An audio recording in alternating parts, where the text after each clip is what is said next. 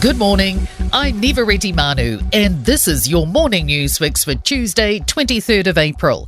In this update, uncertainty over the impending reintroduction of three strikes legislation. The government's getting ready to bring back the law, which would see mandatory prison sentences for violent and sexual criminals committing a third offence. It will be slightly different to what was scrapped in 2022, only applying to sentences above 24 months. Women's Refuge Chief Executive Ange Jury told Mike Hosking last time there was no indication it worked. I do wonder whether there's going to be a reluctance on some victims who actually want help for their partner to call police. I just don't know at this point. Oranga Tamariki has called in the consultants to help the agency cut jobs in its bid to save costs. The Children's Ministry, which needs to find 6.5% cost savings, has been looking at cutting 447 net roles as it tries to go back to its core purpose.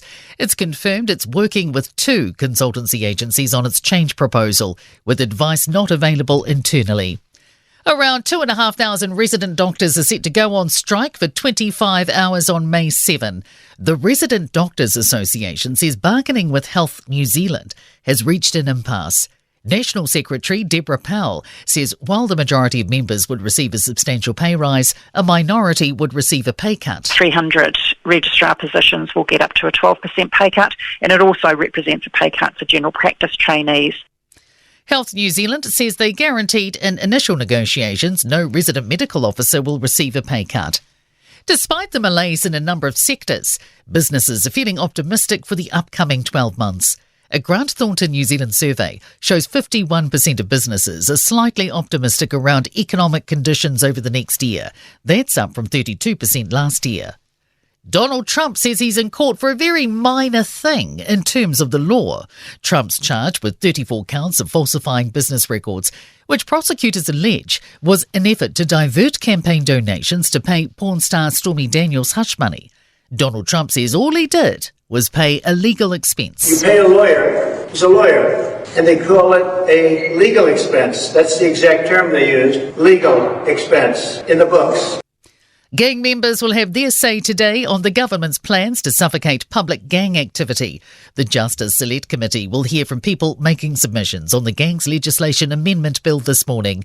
Political reporter Demelza Jackson has more. The bill's proposals include giving police added powers to target gangs, including dispersing gatherings and banning patches in public. The list of submitters include legal, social welfare and free speech groups and representatives from gangs like Black Power. Justice Minister Paul Goldsmith says they're entitled to submit as part of the democratic process, but he'd be surprised if they move the dial.